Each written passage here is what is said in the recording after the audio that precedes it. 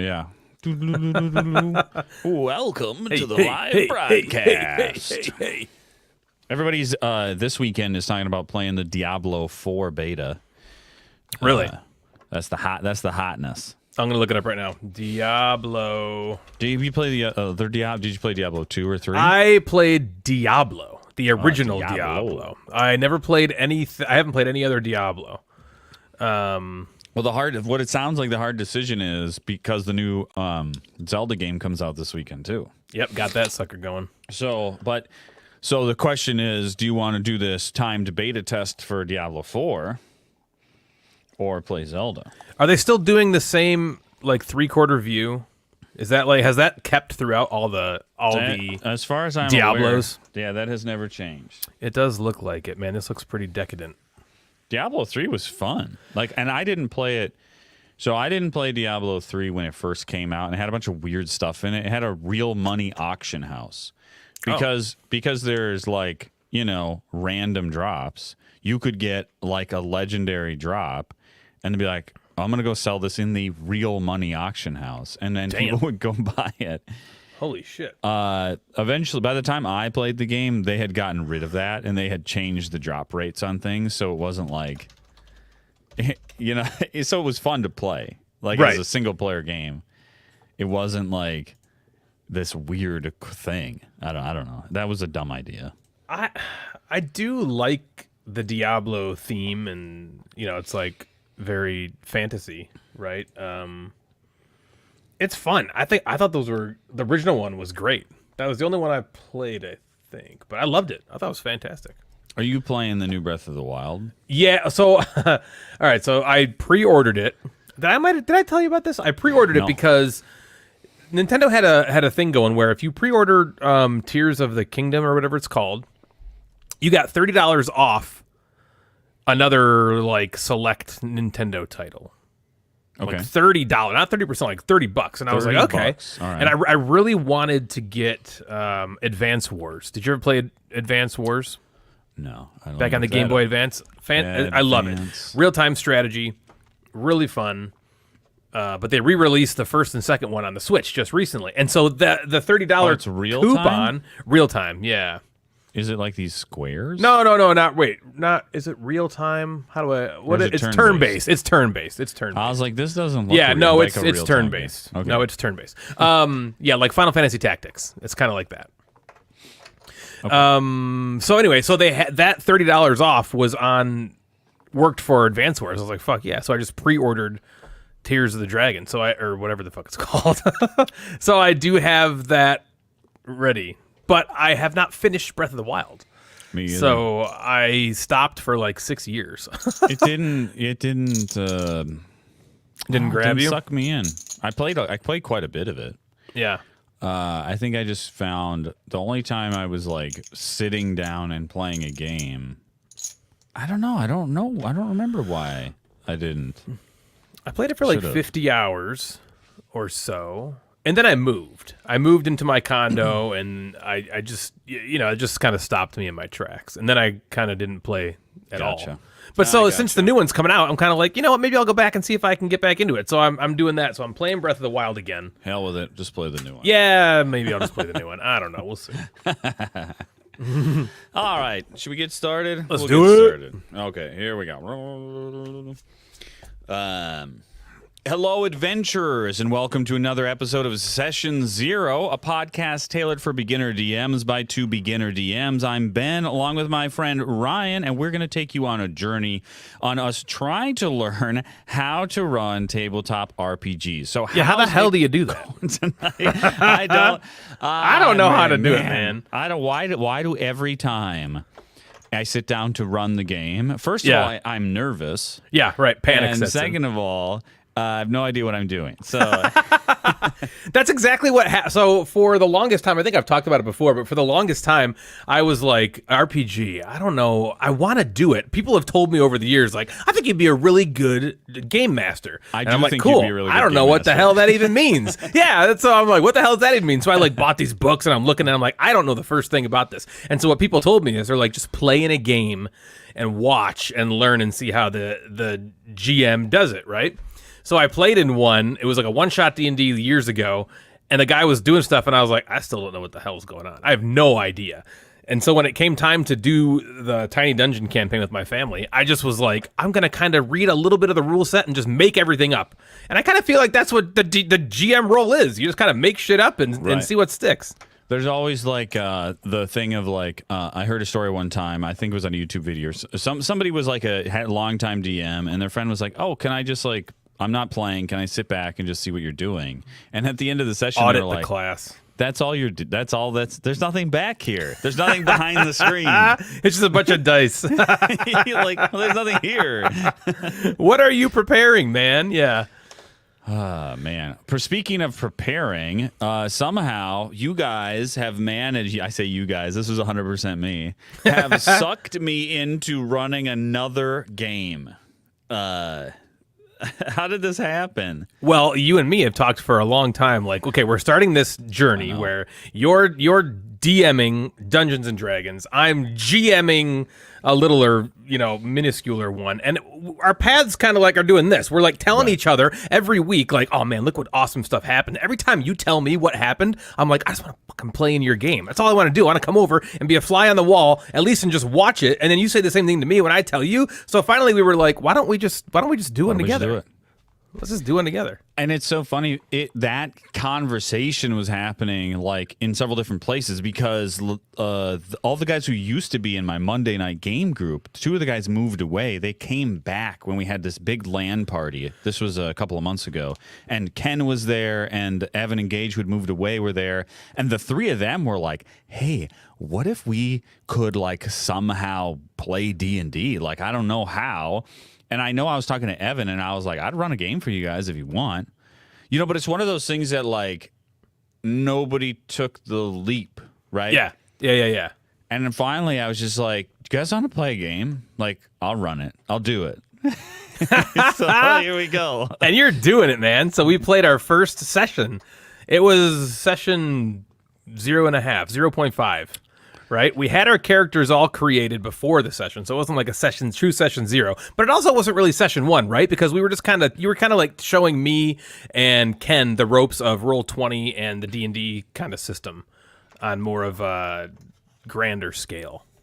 Yeah, right. I thought long and hard about what's the best way to sort of like teach the game, and should it be a complete throwaway? Should it be something should it be like a danger room scenario, right? Like, if you're familiar with the term a danger room, is just like, this is a out of game, but you can bring your character in place where it's like the sim room, it's the training room, it's the like from X-Men. Yeah, I just want to see what does this build fun, right? And it's like, okay, well, we'll set up a scenario and you can try it out. Like, should it be 100% that? Or should it be like completely in game? Are you getting missions from stuff that's going to come up later in the story? And I was all over the place. Finally, I settled on the classic 5th edition adventure, which is free online, the Delian Tomb, which I found the PDF for, and then I went and found a map for on Reddit. You just like type in Delian Tomb map, and somebody was like, here, I made a map for the Delian Tomb. And I was like, hell yeah, give me that. I'll take that. Thank you very much. Yeah.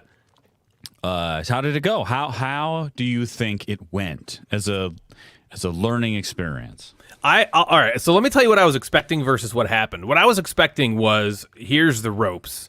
So I have a little knowledge being a player of D&D. As the guest we're going to have on later, we can talk about that. But I played in a game of his before Nerdfest, the board game convention that I ran this year.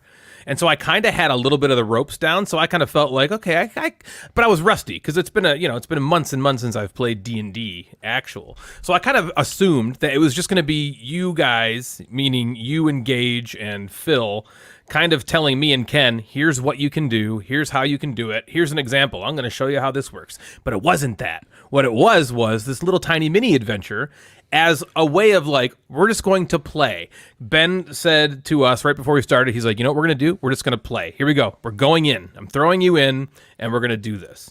And Gage was fantastic about kind of holding our hands and asking throughout the thing, do you have questions? What questions do you have? Ask us. And if you know me, I'm not shy, so I will just ask whatever. And so Ben ran this D&D campaign, and I finally got to see him in his DM role, which I've been craving forever. And he was so good. You were so good, Ben.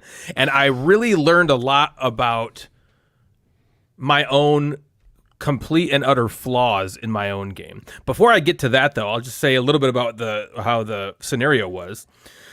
So there was just the four of us guys. It was me, Ken, Gage, and Phil, who nobody knows, so it doesn't matter. And we were going into this tomb, the Dalian tomb, to recover some artifacts and rescue this little girl, basically. And there's these goblins like outside we have to kind of get by, and then there's more goblins going in, and then there's like this shaman who's doing stuff, and then there's the girl back there, and then there's like some secrets to be found. And the coolest thing I thought for me was how, and I'm going to kind of fuse these in together, Ben took a complete back seat almost. It was like he set the table for us. You know, he told us, here's everything that you see on this table. Now everybody eat. And then kind of like sat back with his arms folded like, wow, this is great. And so then we all went, and the four of us, the characters, were talking. It was like only us. There was some times, Ben, where I forgot you were even there. And that sounds, again, that might sound like an insult.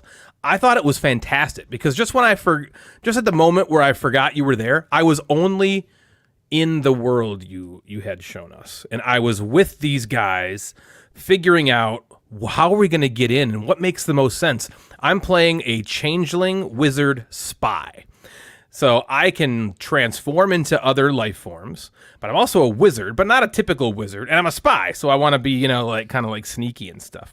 So we devised a plan to turn me into, I was turned into a goblin, and one of the players was like, I'm going to chase you inside this tomb. The people, other goblins that are probably in there are going to see you, and, you know, I'm going to like kick you down the stairs and then back off, and they'll come after you. And it worked, and it was so cool. And all that happened with us, separate from you, Ben. And then we just kind of told you we were going to do it, and you were like, okay, here's how it works. You know, roll for this. And then you did some cool voices for the goblins when it needed, and it felt like everything that I've wanted to do as a GM, but I have not done. And so I almost was like watching you, and I was kind of like, oh, that's what I should do a little bit more. It's so crazy that it's so crazy because that you say I disappeared, because I feel like I am active continuously for several hours. Oh, yeah. Not that I'm interacting, but that I am so like here's a good example, right? So you guys are doing things. The goblins at the front door are there to warn the goblins inside that you're there. That's why they're there, right? Yep. So that you do something, they see you, they go inside, and now the goblins inside are not going to be surprised. They're going to know you're coming, and they're going to be ready. And what's so fun, so that's how it's set up, right? And then everybody did stuff that made it so that was impossible. I think Ken's character Syl went and led one of the goblins, or somebody was like led one of the goblins off into the woods. I did. That was me, because I changed into a goblin. I came out and I was like, hey, this way. And then, so that was the second one. You pulled the second one away. I was like, okay. So somebody pulled the first one away to go like investigate. Right? Phil screamed. He was like, roar! And then the one was like, what is that? And came over. But then by the time he got over there, Phil just like chopped his head off. Like, all right. And then you impersonated that one that had gone in the woods, and then you came over and pulled the other one out. And I was like, okay, well, everything these goblins are supposed to do is not going to happen. And you guys totally killed them. Then you go inside and you pull this shenanigans on because you're a changeling. You pull these other shenanigans on the ones inside. You look like a goblin who's getting kicked into the middle of them. And they're like, oh man, here comes this badass dragonborn. We're going to kill him, which they do. They drop. They do. Yeah. And then you just like exploded with whatever Thunderwave. Thunderwave. Like, yeah. Oh man. So I'm just like playing like, you know, defense the whole time, like trying to figure out like, okay, because the idea is like the goblins outside are supposed to warn the goblins inside, and the goblins inside are just like hanging around waiting for the ritual to finish. Oh, and you know, so like this is what they're doing. So then when you guys are doing all these things, I'm like, okay, well, if this is their like, what would they do in this situation? And I really, really was like, should the bugbear leader come out when because he heard you guys fighting. Sure. And I was like, you know what? He would protect the shaman doing the ritual. I agree. He doesn't know what's happening out there. He doesn't want to know. He's gonna, and so, I feel like the one mistake I made, I was like, he is not getting pulled away from this altar. And somebody did something that made him want to come forward. I can't remember what. Oh, it was Phil lightninged him. And the bugbear. Yeah. Yep. Yep. No, I liked that too. I felt like the bugbear wasn't in charge of everybody. I felt like he was hired specifically to protect the shaman for doing this ritual. That was kind of what it was in my brain. And so I thought that you not pulling him out was perfect. And it kind of also gave this, like, we went from easy to sort of difficult to very difficult.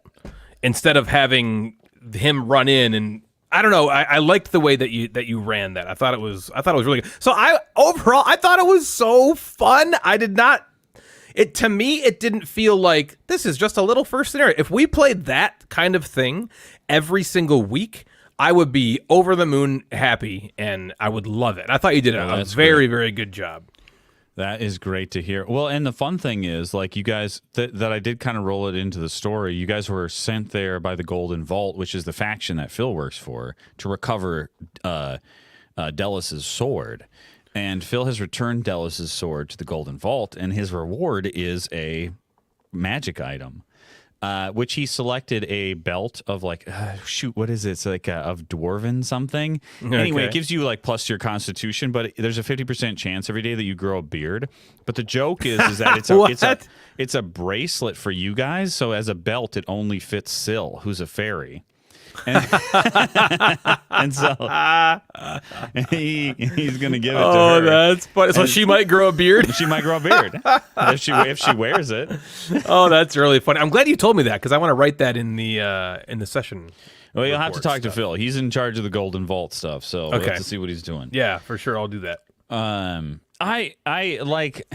Man, I don't want to, like, the fact that you're saying that you had so much fun, I did such a good job, it makes me feel two things. One, like, very humble, like, that's makes me feel so good. And two, I don't know what the hell I'm talking about, right? It makes me want to play in your game. It makes me want to, we're going to have Dave on later. It makes me want to play in Dave's game. It makes me want to play in other people's games, because if you're learning so much from me, and we're just like beginners, we're novices, we're just starting, I want to play in your game. I want to play in Dave's game. I want to learn how to do this better. Well, that's what I liked about it the most, I think. Playing games with you, because I've played a couple scenarios with Dave, and Dave is really dynamic in his style, which I like a lot. You know, he gets into it so in the game that we are playing, Numenera, I've only done the one scenario, but it's got those GM opportunities, or whatever they're called. And he uses those really well. And you can tell he's having fun with it. You know, it's like a really cool way to get the GM involved narratively, which I think is really cool. Like, kind of without just running through. I mean, Dave makes up all scenarios on his own anyway. But it's a way to, you know, if you don't do that, you can add your own flavor and spice in. And I like that he does that. And, you know, we did Grit with Jeremy. And watching him DM was really interesting and cool for me too. He's, you know, very understated and yet also kind of like likes to just let whatever happens happen. And it's a very minimalistic approach. And then your approach, which I thought was just, I just kept watching it. I was like, oh shit, I should be doing this. Oh, I'm doing too much of this. And so that for me as a beginner game master, watching all the three of you, I'm taking something from each of you guys. You know what I mean? And I think you're right that whoever told me, like, just play in some games, that's the best way to be a better game master. Play in some games and watch other GMs do it and see how they do it. And so that I'm super excited to keep playing with you and see how it goes. Well, what I find interesting is, like, I've always heard the phrase, like, steal what you like as a game master, right?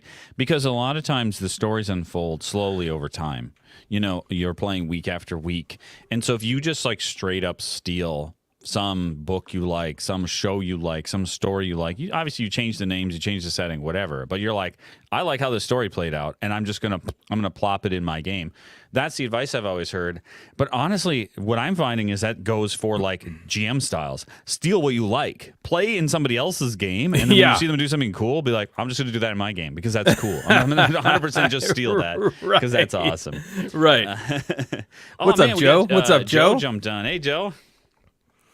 Yeah, I agree. And I don't look at it as, I mean, maybe it is stealing. I look at it almost as like I'm constantly like a blacksmith honing my blade, And right now, like my family doesn't know. They're like, oh, cool, a sword as I play, and then I see you guys, and I'm like, oh man, I got to temper it this way, and it'll be like it'll be like it'll slice even better. So I'm honing it, I suppose, and I'm really excited about that. So I can't wait to see what an actual session 1 is going to look like in this thing that you're developing for us, which we're playing this coming Sunday. I can't wait.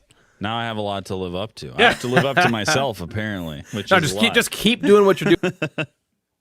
Oh no, we lost Ryan. All right, we're gonna wait a few minutes here. Actually, maybe what I'm gonna do while I wait for Ryan, I'm gonna tell a story. Oh, he's back already. I'm back. What happened? I don't know. I went out and I went back to the home screen, so I must have just I don't know. I hit something, but I'm back. Okay. Here I am. Hey, you're back. Hey, welcome back. Hey, thank goodness this runs in the cloud and we can just join again. Boom. Exactly. So what I was going to say, I was going to tell a story about my other game, my Monday night game, something that came up that I felt like was very, for me was a very like DM moment. Here, Joe wants me to turn up my mic volume, so I will turn up my mic volume. There we go. Beautiful. That's as high as I can get it. That's all I can do. I can turn it down if I'm too loud. I had a situation, so I'm still running a module, right? And it has a certain sequence to it. And I think that, and I've talked before, I think the current module that I'm running, which is the Red Star Rising campaign from GUI Cube, which first of all is not finished. And we could spend an entire game, session 0, talking about what I do and don't like about this campaign module, but we're not going to do that. Yeah. Anyway. It's kind of like, okay, they're in this haunted mansion and they're supposed to gradually find out more things and the stuff is supposed to happen. Well, anyway, before they got here, Stephanie was playing around with some like tarot cards. It's actually a deck of cards that's from an old Pathfinder module. That sounds cool. Can't remember what it's called. I played in it before. It's a lot of fun, actually. And she was like, ooh, let's have some fun. And she drew some cards and they were wondering about like, baby that was happening in the town they were in or something like that, and I was like, no, this is reading, and I was foreshadowing the fact that underneath Averland Estate, the haunted mansion they're stuck in, is a secret dungeon, and below that is a layer of Cambions that are offspring between a demon and the Lord Creston, the manor's wife, right? Damn. And so, like, I was like, yeah, there's demon babies down low or something like that. I said something dumb. And then, like, Stephanie, she is like the vault, right? She never forgets anything. She takes notes constantly. Oh, that's cool. She cool. never forgets anything. Yeah, I had said stuff back like last year, right at the start of the campaign, where they ran into somebody, and she was like, "Oh, Jillian Vanek, she's in the Grim Accord." Right here. You're like, I didn't even remember that. What the hell? What? Whoops. She was like, so anyway, they're in this mansion, and they're like, she's like, I know that there's something down here. So they had this thing where they had to go through the house and hunt down some ghosts, and they begin to find out a little bit about the mystery, right? And that's what it's for. And Lord Creston is like, hey, did you guys find out anything in there? Because for reasons, he can't say stuff. So he's like, can you guys please like figure this out so you can help me, because I'm kind of trapped in this scenario. And Stephanie was like, wait, we're not done. We need to go back in. We need to go to the basement. And they're rooting around in the basement. They're rolling perception checks, and they rolled really high. And they're like, we're looking around in the fireplace. Like, they're talking specifically about this one place that they're looking. And so I read ahead to the next chapter, and I was like, where is the thing that opens the secret entrance to the dungeon? Yeah. And I was like, it's a stone in the back of the fireplace. So they're rolling really high. They're literally in the place where it is. Like, I'm going to let them do it there. Yeah. And I was like, they find it. Like, yeah, right. I can't not let there. them do it. You're finding it. But the whole adventure is supposed to be that they go to bed that night, they try to get an attempted kidnapping by the cultists. They have to fight the cultists. They go, then they find out the whole story. They get sent down there. They get told about the secret entrance and all this kind of stuff. And I was like, and in that moment, I feel like I had to do my first like major, like big DM thing of like, no, they're at the place where the secret entrance is, looking for it. Right. They find it. And I was like, you press it, and you hear the as the floor opens up, and there's the spiral staircase. But then I had to go, and then we have to stop because I don't have chapter 5 prepped. Yeah, but that's a cool way to stop. You know, and it was totally like, and then we stop. Damn. So, yeah. So how did you feel about that when they found it? Were you kind of like, fuck? What do I do? Well, I feel like what I did wrong was that I was like, I kind of let them know this isn't how you were supposed to get here. And that was one of those things where like, hey, look behind the screen. This is just a game. And I feel like it ruined the moment. Okay. I wish I had made it feel more, because I didn't mind. I was like, this is going to be great. You guys have anytime the players take agency to make the story, I get excited. Yeah.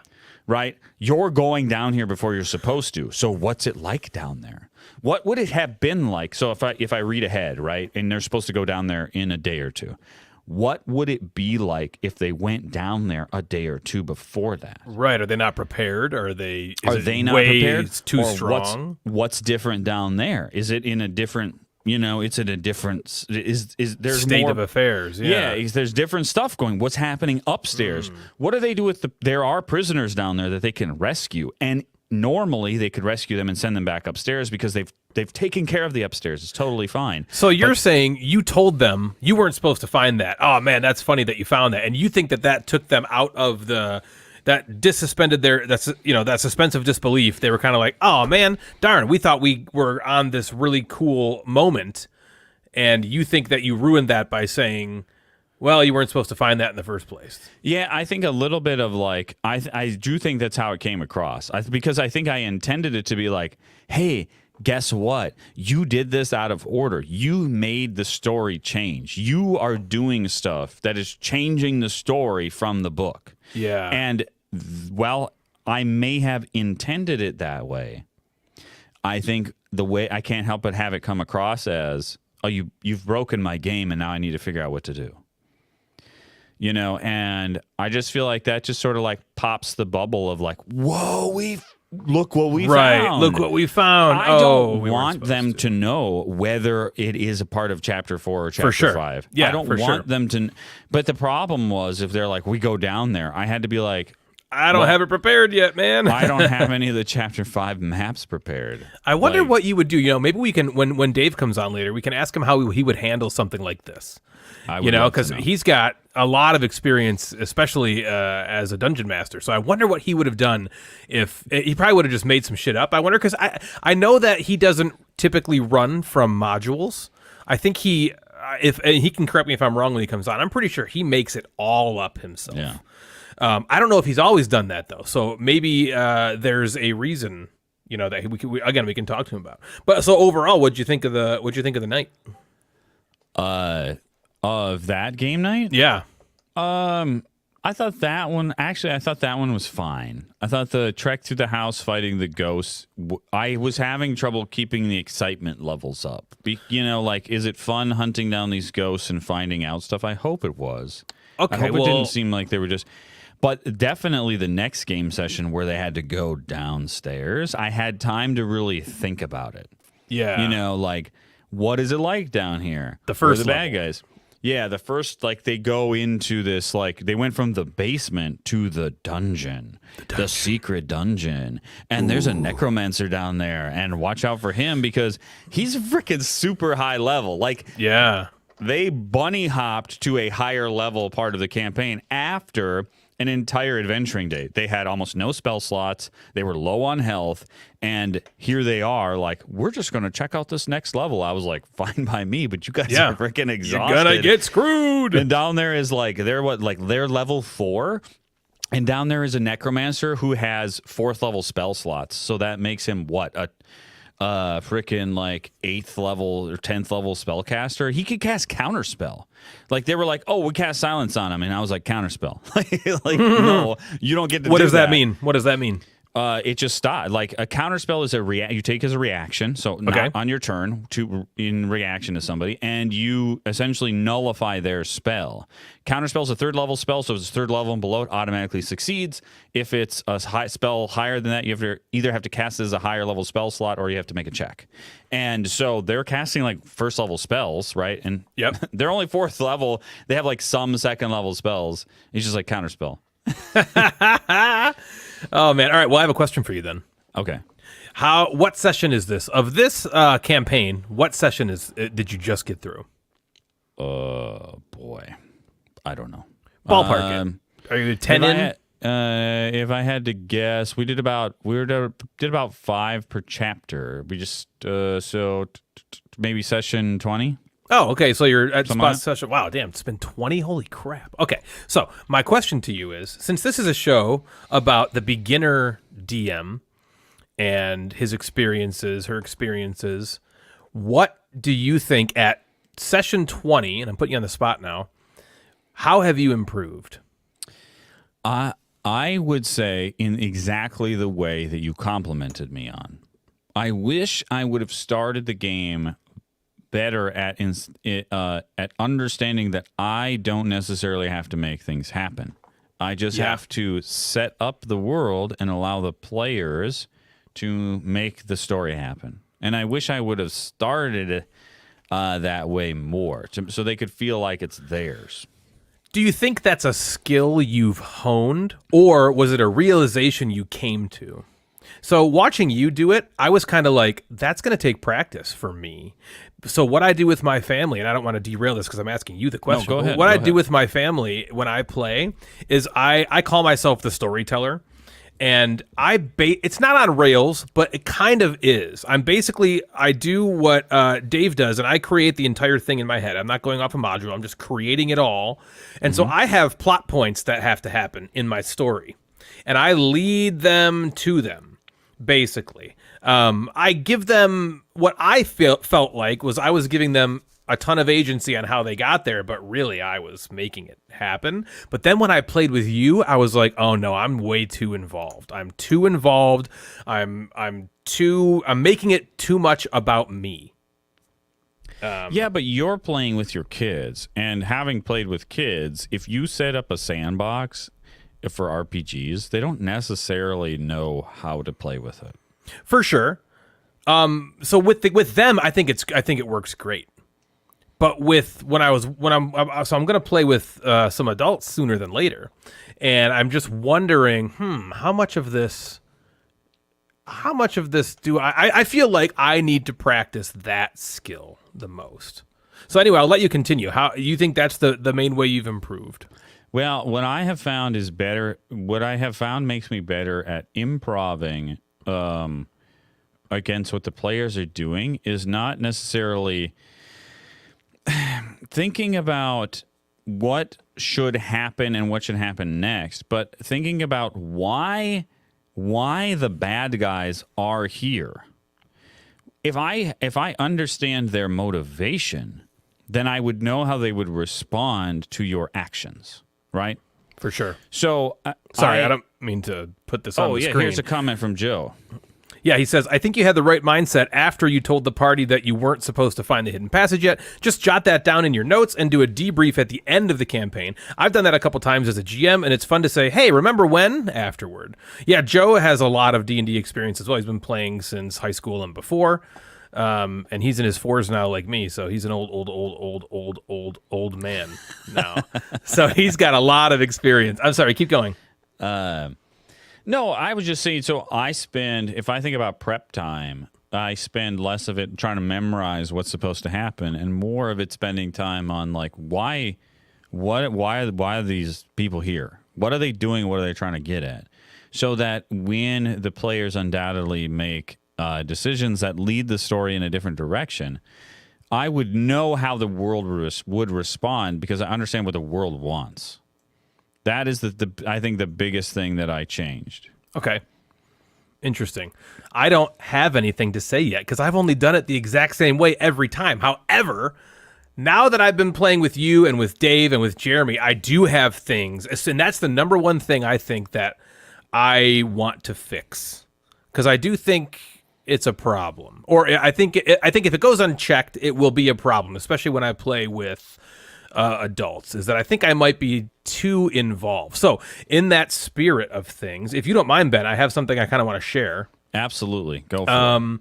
Okay. So I want to share what I have come up with for the next thing that I'm going to do with my family. And I'm going to share my screen. Well, this is perfect because what I want to spend the rest of the time that we have before Dave comes on, I want to talk about how do you, having just planned on starting a game and seems like starting another game, how do we start it? Where do you start? What do you do? Yeah, that's a great question.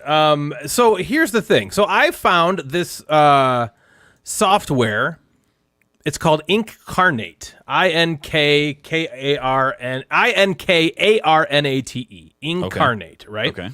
And it is basically map making software that you can use for virtual tabletop. And that's how we're playing right now with in the game with Ben. I'm playing in an index card RPG game this Saturday with Jeremy, and it's all, virtual tabletop stuff. And I was like, oh, that'd be cool to kind of make a map. I love being creative like that and making maps. So what I did was, and this is what I'm going to do with the family, and you can see we have our characters here that they just made. We just made characters yesterday, and they made love the art. It's so good. Yeah, they made little art for them. Natalie here is Harlow, the elf. Cameron is Bractor, the reptoid.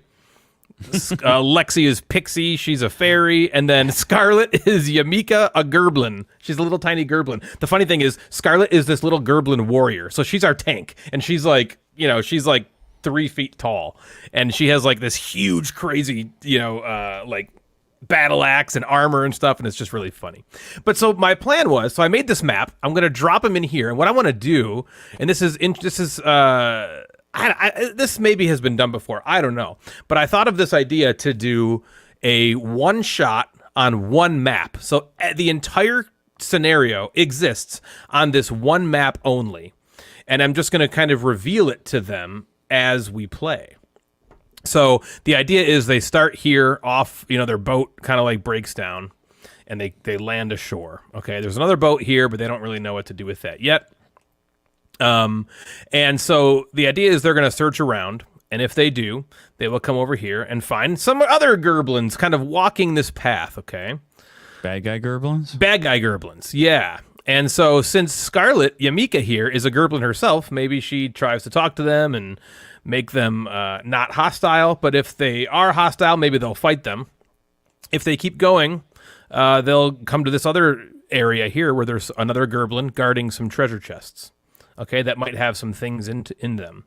As they keep going, they will come this way and discover this tower that will have an artifact in it that they need to get into this cave over here. Where there's a dragon in the way, kind of guarding it. And, they need to get across here to this little island first to do something with this, which they'll discover as they play. But first they have to... No, it's actually Gerblin, Joe. And it's not D&D. It's index card RPG. So Gerblin, and you spelled it exactly right, Gerblin, is race, or they call them life forms in index card RPG. So anyway, so then there's this, this bridge they have to fix somehow to get over to this place, to do something, to, suppress the fire, to get into this cave, to give them this artifact. The whole mission is to kill this sea serpent. And if you pan back, they'll find a clue that shows this arrow here that they have to use the weapon, almost like killing Smaug. Oh, man, a secret map arrow. Yeah, like a secret map arrow. So hopefully it'll be interesting. Like I said, the whole scenario exists on this one map. So I'm calling it a one map, one shot. And I'm going to take the family through this with what's today, Wednesday? On Friday. Ooh, and so my goal, and I'm really excited for a couple of reasons. The first reason I'm excited is because I just love playing games with the family. They're brand new characters they've created. We're playing in a new system called Index Card RPG, which is going to be really interesting. And the second reason I'm excited is I get to try out my new goal, which is letting them do everything and figure it out. They can do this in any order they want. They don't have to even go to this spot. They can come here if they want to. They can investigate and learn however they want to, but eventually they'll have to figure out the puzzle, how to solve this map. Right. But I'm going to try my hardest to take a step back and take a note and a page from your book, Ben. And I'm excited about that. You'll have to report back. I'm very curious. I can't help but wonder: are they gonna, like you're gonna say you're gonna take this back seat, and are they gonna get stuck somewhere and be like, I don't know what to do, and then then I'm gonna be like, well, you could do this. So that's the one problem is with the kids. They don't know how to necessarily get themselves out of certain situations. But that's kind of what I want them to do. I want them to figure out how to problem solve and troubleshoot without me. Natalie's there and she kind of helps them do that a lot during our games. And I'm going to even tell her, try to work as a team instead of necessarily always you or me leading them to ideas. Because there's a lot of times we'll play and I'll be like, yeah, I don't know, you could climb the tree and see what you see. And they're like, yeah, I'm going to do that. And then I'm like, damn it, I just told them to do that. And then they do the exact same thing I told them, But I mean, sometimes with kids, that's what you got to do. In the game in the D&D game I played with the kids, I was like, I need them to go back to town and investigate this dungeon. And I was like, so I literally I just went on the computer and typed a note in a handwriting font and then printed it off, and I kind of ripped the edges and put it in coffee and let it dry. And I rolled it up, and cool, man. I was like, you get a letter, cool. And they're like, oh, this is so cool. And it was like, please come back to town, and we need your help here. And I was like, right. And You're telling them. It was just a roundabout way of me being like, I need to get them back here to do but that's such a cool way to do that. God, that's cool. I really like that, man. All right, wait, real quick. One other thing I wanted to say about this. So I'm playing in the Index Card RPG system, and it has a really interesting way of how it handles checks, right? So when you think D&D, you're checking against some skill, usually, right? And then there's some DC that you have to beat, right. And there are suggestions for what's easy, medium, hard, in general. Okay, so in Tiny Dungeon, which is the system I've been playing in with the kids mostly, every check revolves around rolling 2d6s. And then if you roll a 5 or a 6, you succeed. For everything. If you have advantage, you get 1 additional die and you have 3. If you have disadvantage, you have 1 less and you have only 1. But that's how it's all handled. And so I wanted something a little more robust, but not necessarily a Dungeons and Dragons for the kids yet, maybe. So what I found this Index Card RPG, what it does is really, really cool. And I'm going to show you kind of how this works in this virtual tabletop thing here. So what it does is it uses what's called a target number, okay? And so if I set the target number as 10, let's say I'll set the target number as 10 for this entire island. Okay, so this entire island down here, no matter what they do, they are checking against the number 10. Okay. Whether they're opening a chest, fighting a goblin, trying to be sneaky, whatever they can come up with, they're always going to roll a d20 and plus whatever skill that they are doing, right? So if they're fighting, it might be strength, for instance, and if they have a little modifier, right? So they're going to roll a d20, and they have to just beat the number, beat or beat the number 10, and that's it. Then as we go along, and it gets a little bit harder, and they go to the next area, I might say, okay, this island here is now going to be an 11, and so everything they're testing against is an 11. Once they get to the dragon spot, maybe that's a 12. And then if they go to this zone, maybe that's an 11 again. Oh, that's kind of cool. Yeah, it's a really cool way. So they know ahead of time, no matter what they're doing, they know the drill. They know, okay, I got to roll against this number. And they know the number? Yes, they'll know the number. So I might not have it, well, because I'm going to be in here, right? At the beginning, this is all they're going to see. So they will know. I'll tell them, like, this whole area you're in is 10. Gotcha. And then when I zoom out, this 10 will still be here, so they'll see that. So really what it's supposed to be is every room that you go into, so every encounter spot has its own number. But since this is just one map... What if they try to do something like crazy? Do you just say, no, you can't do that? No, that's a great question. So this target number can also be made hard or easy. So if it's hard, if I think it's a crazy thing that they want to do, they add 3 to the target number.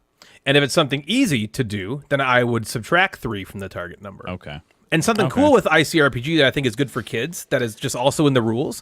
If you are trying something and you fail, so let's say Cameron's like, I'm going to climb this tree. And I'm like, okay, well, that's a little tough for you. So go ahead and roll. You have to roll for it. You can't just do it. And he fails. Then if he tries to do that again on his next turn, it's easy for him.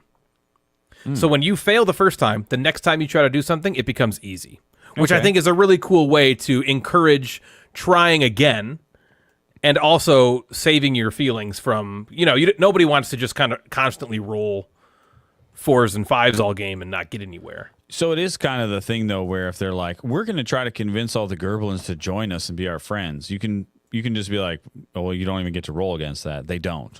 Yeah. Yeah. Even if you set it at a 13, like that's the kind of thing where you want to be like, it can't succeed. So right. I'm not I can't make that happen. Yeah. Yeah. You don't get to try that. It fails. I can still, of course, take control of everything, which is. Yeah. But I really like that framework of that, and so I'm really excited to see how that's going to go with them. Well, that's kind of cool. So, like your virtual experience. So, I was talking to you a little bit about this off the podcast. It seemed like you playing around with this virtual map maker inspired you to write this adventure. Yes. Yeah, I found, like I said, I was watching a YouTube video.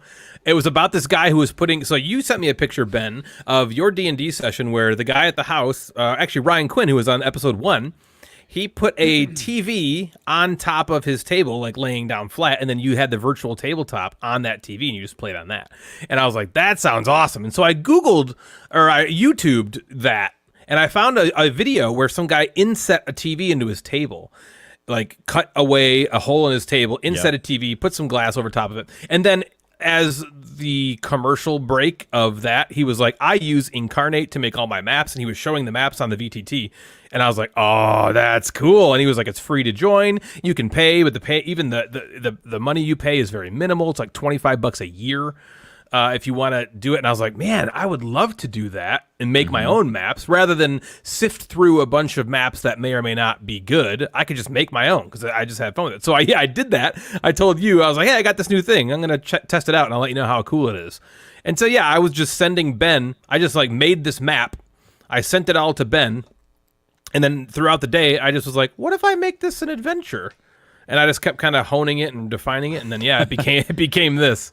So whatever inspires you, whatever it takes. Exactly. Well, and it's just funny, like you were just like, I'm gonna play around with this map making tool, and all of a sudden it turned into, and I'm gonna run a new ICRPG game in a whole new rule set for my family, and it's gonna be this adventure that I just made. Like it is so different from, if we want to focus on tonight on like getting started. How do you start? Like you just started. You just were like, here's a game. I made it up. I want to play it. We're gonna. Yeah, for sure. Oh, also, real quick. So we're playing in the same world that the Rads team in Tiny Dungeon is in. Okay. But I'm having it, and I haven't told them this yet. It's going to be set like 15 years in the past. Ooh. So they might meet up with themselves at some point, but they're going to be younger. Like Cameron is this fallen knight in Tiny Dungeon. We might find his character, Sir Dennis, actually as the knight before he was fallen. Yeah, so I'm hoping that's going to be really fun. But no, that's a great point. I'm glad it's a good segue, I think, into our main topic for the night, which is how to begin. Like a lot of things in life.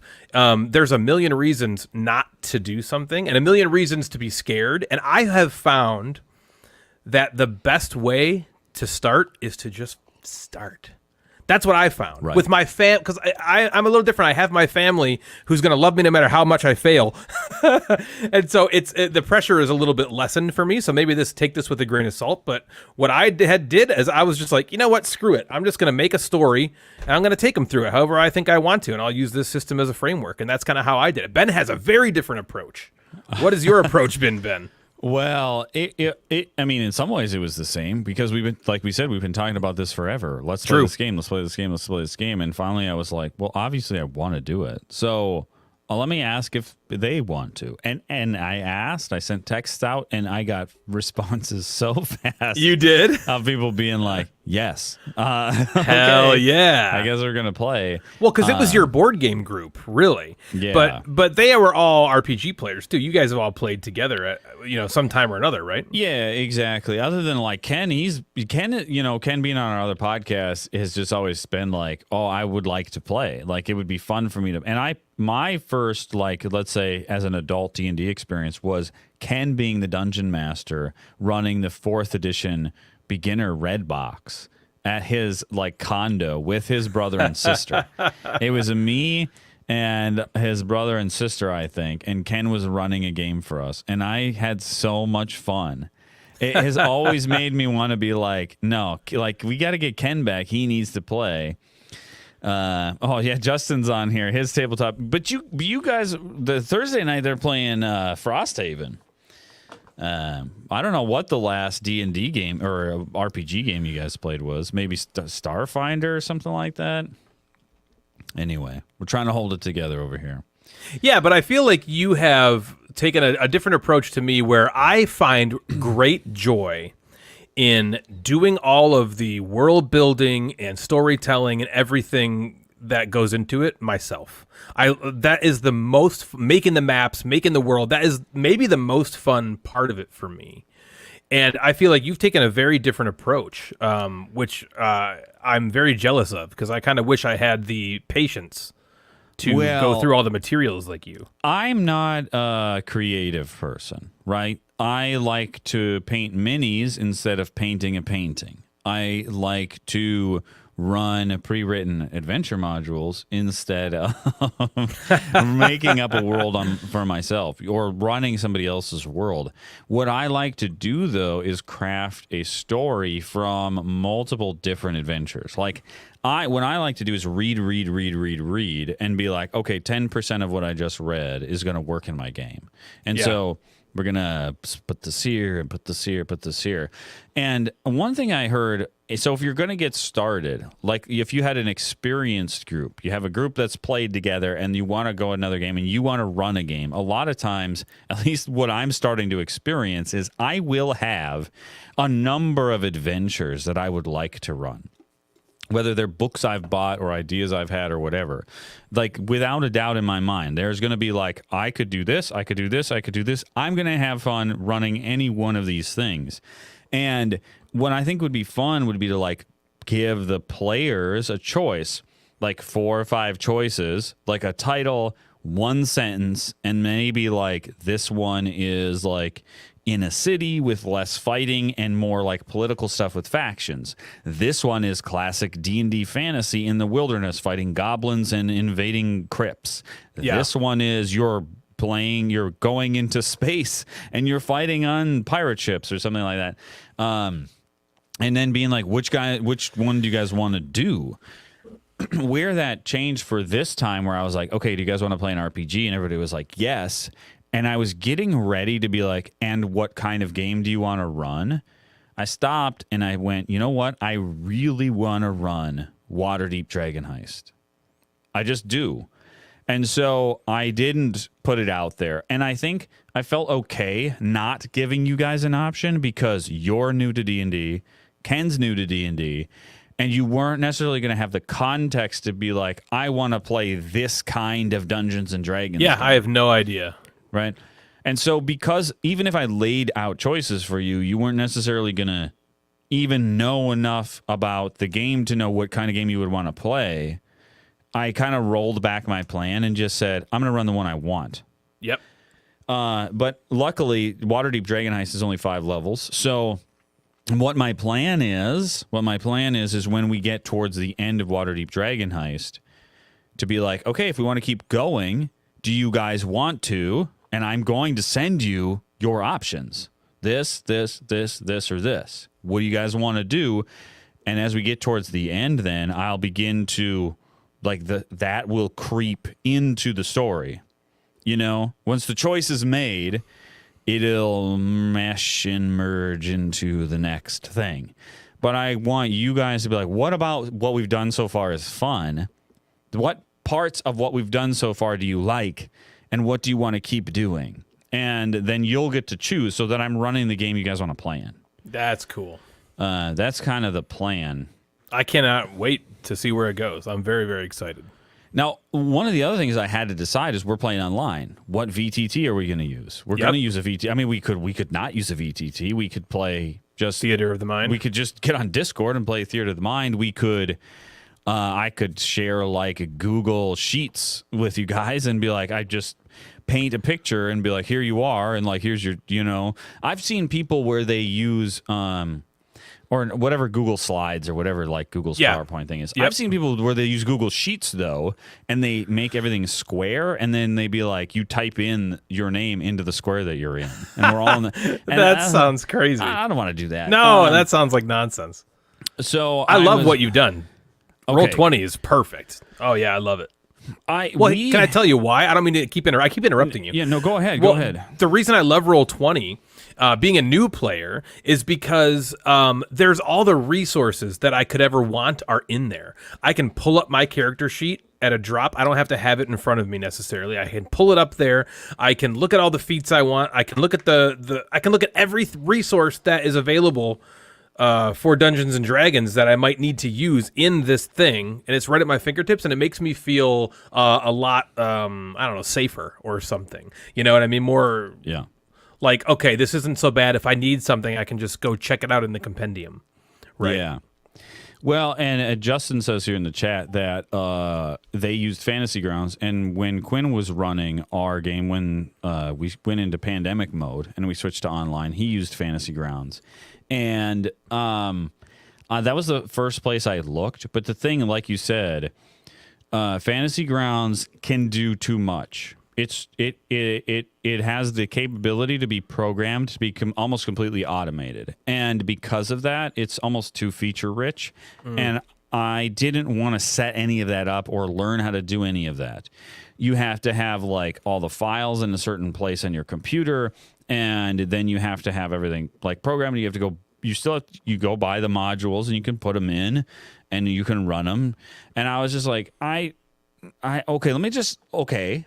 We've played Fantasy Grounds. Okay, let me go look at the other options. So there's like Foundry VTT and there's Roll20. Those are kind of the two big ones. Roll20 was really big the last few years, and people have been like, no, Foundry's really great and all this stuff. It's like a one-time purchase. You have access to it, and then you can buy modules within it and all this kind of stuff. I've got Foundry VTT as well. Okay, and it has dynamic lighting built in. If you want to spend money on Roll20 for your account, you can also have dynamic lighting, but you got to set all that up. And I feel like the closer you get to things being like 3D and dynamically lit and all this kind of stuff, it makes it easier to run, but it makes it a lot of setup, and it makes it harder to pivot. It makes it harder to pivot if things go different. I don't mind old school Fog of War where you're just like, okay, you walk in here and I reveal that room. Like I liked that. That was great. That's totally fine. Yeah, what was wrong with that? Nothing. That was cool as hell. So I settled on Roll20, and okay, once I settled on Roll20, now we have to. The biggest thing was crossing the threshold of I need to learn Roll20, and I need to know how it works. I need to know how to run a game in it, and then I need to figure out what you guys need to know to be able to play in it. Right. And so there was a lot of like technical stuff to be like starting up.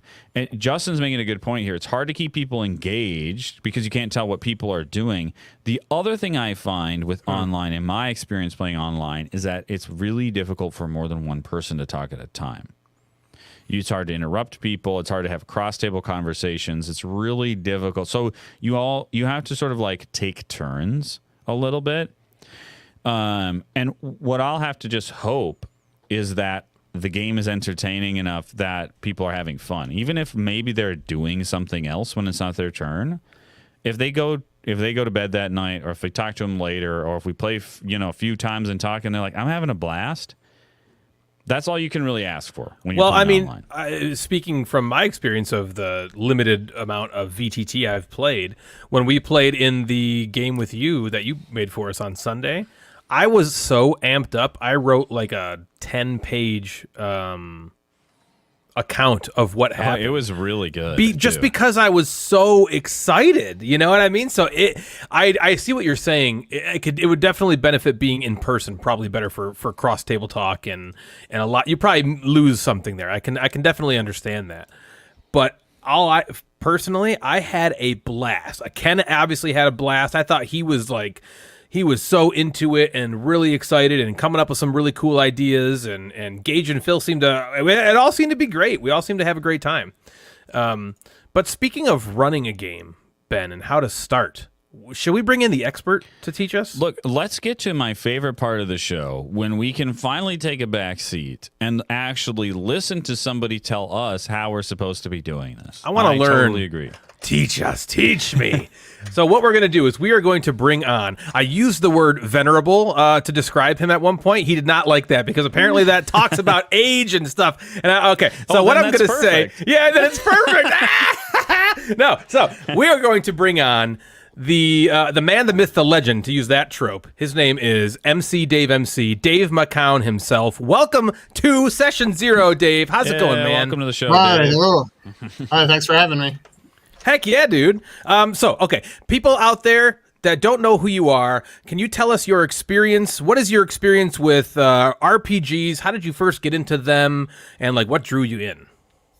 Oh, I'm not an expert. Whatever, he's an expert. Shut up. He's an expert. We're the most noobs of all time. Yeah. I've just been playing D&D since it was kind of new. Damn. I was trying to. You asked me the other day to kind of talk about, how I got into the game and that. And, yeah.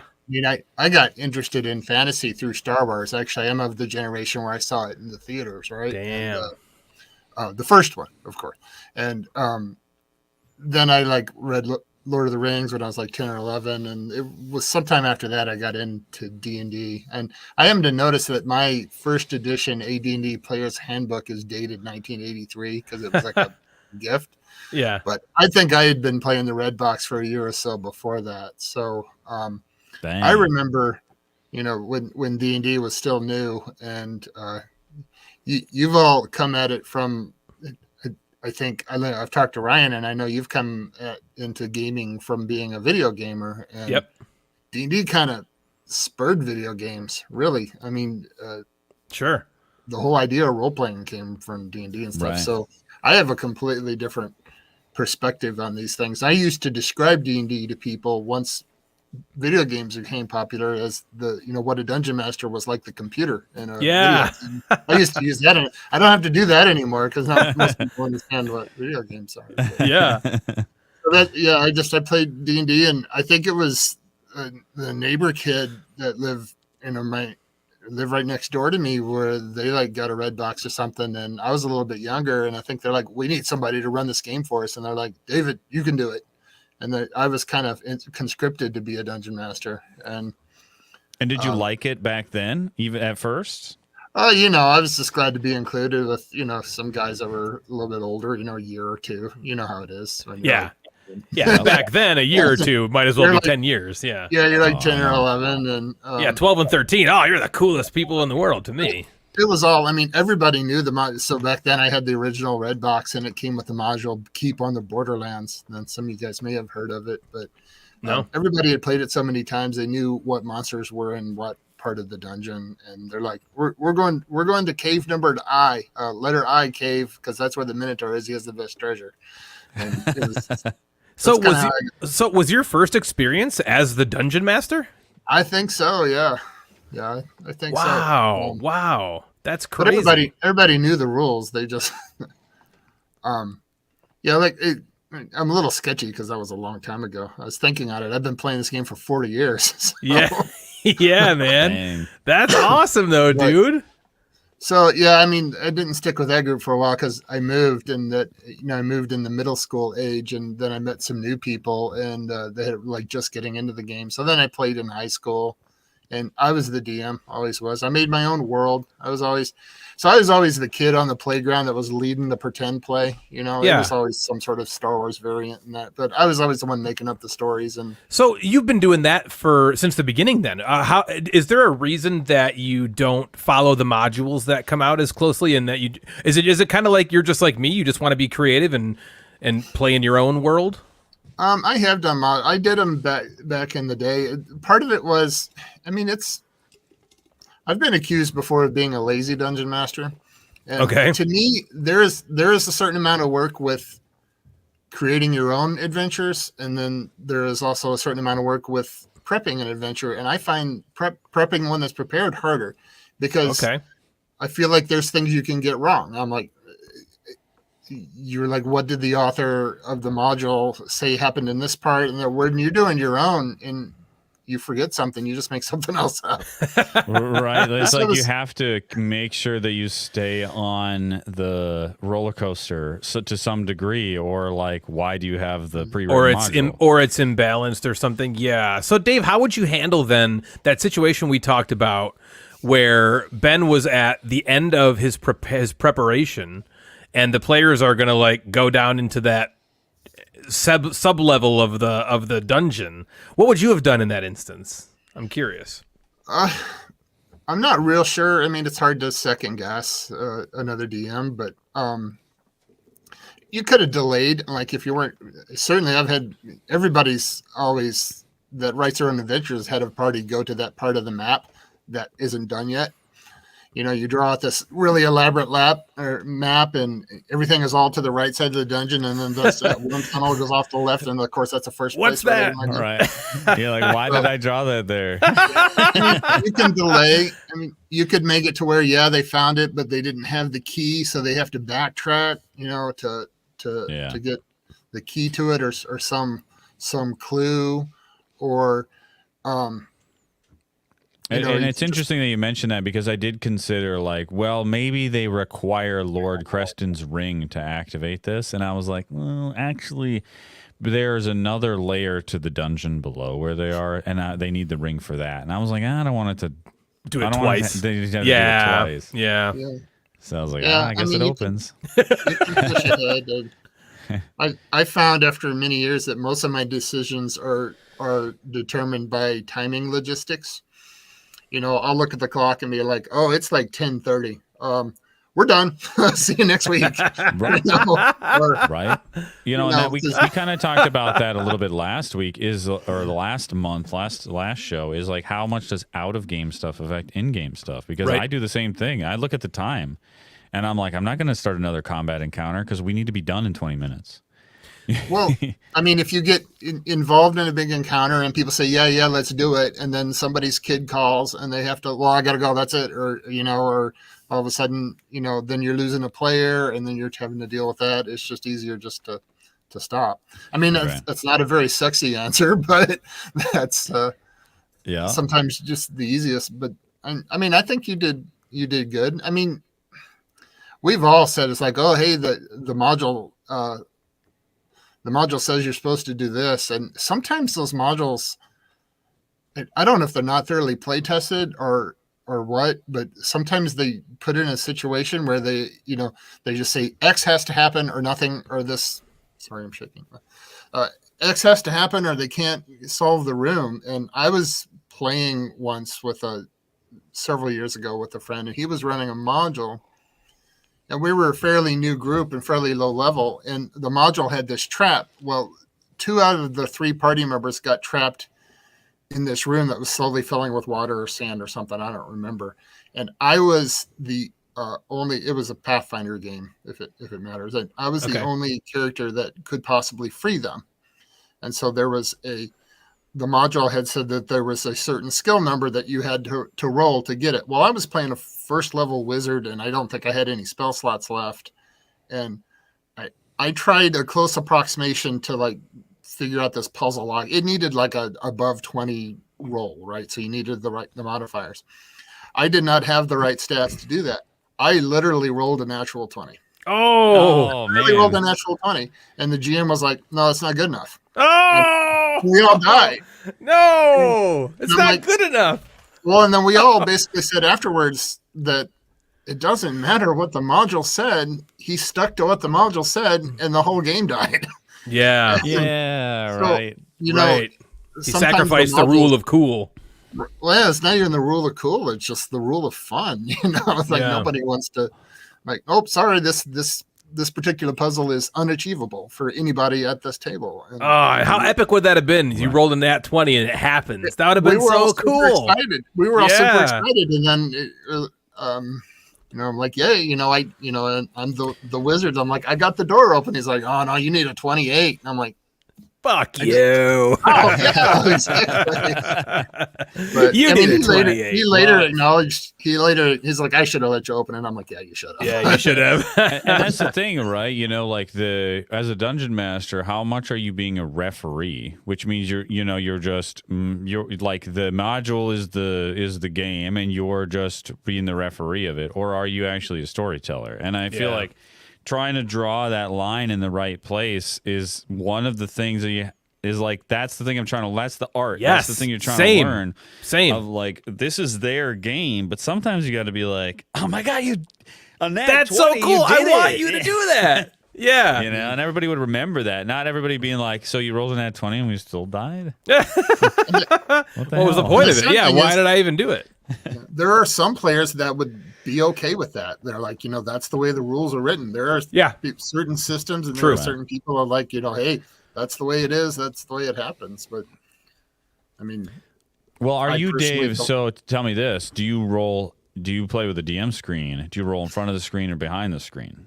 Depends on the game. With D&D, I usually use a DM screen more for just the tables, and I use initiative cards and stuff like that. But I do typically roll behind the DM screen. Sometimes when it's a really critical moment, I will roll it in front of people. I'm just going to put this one out there, you know, because, you know, like if this monster hits, that's it. The only person left standing goes down, and it's the end of the game. Right? That's what I mean by Dave's dynamic.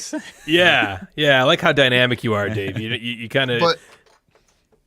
You know, but there's times when you're just grinding through the goblins or whatever, and sometimes I'll roll those dice, and if it's just getting boring, that, you know, oh, he hit for 2 damage. Oh, he hit for 2 damage. You know, sometimes he missed. You know, sometimes I'll behind the screen. Yeah, just because, you know, when I do it, when I fudge dice rolls or ignore dice rolls or lower hit points or something, I almost always do it in the player's favor. Okay, and I definitely do it in favor of the story and the experience. So you do that only when you notice maybe that there's a dip going on, or like how do you handle like knowing when to cheat that? Is it like, okay, man, these guys are getting their asses handed to them, I'm going to cut them a break just so they can feel like they're getting somewhere? Or like how does that decision work? So with Dungeons and Dragons in particular, and Ben will understand this, sometimes the combat is just a chore. I mean, it comes to a point where you're like, oh, you know, I do 8 damage, he does 2 damage. Oh, I missed. Oh, I'll hold off another round. I'll you go around again, especially if you're just fighting, like, you know, let's say orcs or some, just, you know, it's not a boss battle or anything. Yeah. That sometimes you want to make that, and you just got to kind of feel how the players are doing. You just, if it looks just like it's a chore, like they're just doing work, then I cut it short, you know. That's a good way to put it, when it looks like it's just work. Like we at our last game session, we had this awesome thing, like I was talking about. The players got down to the dungeon they weren't supposed to be in. Every enemy down there is higher level than what they fought so far. They were expended at they hadn't long rested. They're running out of resources. They don't have spell slots. They went down there and they had a really hard fight. Like, people were going down, coming back up. They're burning through everything they can find, all their health potions, every spell slot they have left. It was awesome. And they come out of that, and it's like, okay, they find out some more stuff. Then they had to go fight these cultists that I know they can absolutely crush. I know they're going to get a long rest afterwards. There's no way they're going to lose this fight. And it's the end of the night. And I kind of wanted to just be like, you win. We don't have to do this. Like, you're going to kill these guys. Yeah. Because it's not going to be any fun to fight them. Everybody's exhausted. We're going to stab them with daggers till they die or something. You know what I mean? And can I tell you that you guys, now that you realize that you've just skipped decades of pain, because I spent years figuring it out yourself. Yeah, you had to. Through those encounters, because it was written that there were 12 orcs and not 10, so we got to be 12 orcs. I spent a lot of time, following the rules and grinding through the hit points and making sure every experience point was earned and calculated and everybody had their fair stake. But later on, I just started to realize that, what's the fun part of this game is not the, I just slayed 3 goblins and I got 280 experience points out of it. That's.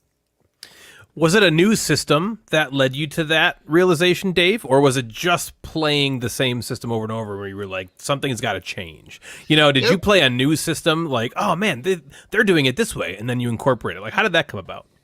Well, I mean, role-playing games kind of modernized. I played Dungeons & Dragons almost exclusively through the 80s and most of the 90s. But then I started to kind of dabble with other systems. It was mostly through meeting other people. Like I've met people that have played with the same group for 20, 30 years. And I never really had that, I never really had that opportunity because I played through high school and then I went to college and a new group. And then I went and, moved to a new state and got a new group and that fell apart and got another, it's just life changes. I've always played D&D, but it was often with different people and different people bring in different perspectives. And when I started going to Gen Con, which I didn't do until about 2002, but then I would occasionally do one-off games there, and not until that's 2002. a good thing to do. Yeah. Oh no, I had friends that went back in the 80s. They would go all the time. And, wow. Just teasing. Yeah. Venerable. But, yeah. I'm not in my 4s anymore. So. Yeah, you're in your 5s now, aren't you? But what was I saying? Oh yeah, when I started, you sit in other games and see other styles and other ways to play, and they weren't all good experience. Don't get me wrong. I've been in some games. I'm like, yeah. What time is it? Right. Get me out of here. I've had more good games than I've had bad. But when you try other systems and realize that it's not just about crunching the numbers. And I wanted to say something about modules, because back when I first started, I was running modules, and most of them were written by Gary Gygax. Right? Wow. So here's the thing. The modules back then didn't have a lot of story, but what it did have was a lot of dungeons with locked rooms with monsters guarding treasure behind it. It made a lot of sense to me. And that's kind of why I lost with modules. I'm like, I opened the door. Here's a 10 by 10 room that's got a giant in it. What? Why? Okay. Why? I guess that sounds cool. I mean, what does he eat? They've gotten better in recent years, but so yeah, I ran my own stories, and I've come back to modules in later years. One, because they're better, and sometimes it's just easier to play a module because people know what to expect. And I see. Well, it's a shorter commitment than creating a world and coming. I used to like to have the save the world kind of stories, like in the epic fantasies and the Lord of the Rings style games. But that's fine if you're doing a multi-year campaign. But if you guys just want to play D&D for a summer, you want a smaller goal, right? Right. Yeah. Well, and what I find is I don't necessarily, and maybe it's a lack of experience, but I don't feel like I am ready to write an adventure, whether that's one night or multi-night. Like, I just want to pull, and I kind of like that some of the D&D books, or you can go on the DM's Guild or whatever, you can find stuff now that's like, here's an adventure, and it's for players of this level. And how all the adventures get pieced together, I don't necessarily need a campaign book. Yep, sure. But I don't want to have to. I just want somebody to hand me, like, here's the maps, here's the bad guys, and here's what's going on. And I'll figure out why in the world the players needed to go there. But I just don't want to. Give me the skeleton. I don't want to draw the map out. I don't want to have to figure out what all the bad guys are. Like, I don't have time for that. Ben, you would love this dungeon in a box thing. I gotta let you. I gotta send it to you, because that's everything. It's like a module, but it's like a little pamphlet, a leaflet that gives you the skeleton of what you need. It gives you a little map, and then it gives you Like, the monsters and so you could, but then the story is all right there, boop, and then you just put it in, and then you figure out kind of how to get them there.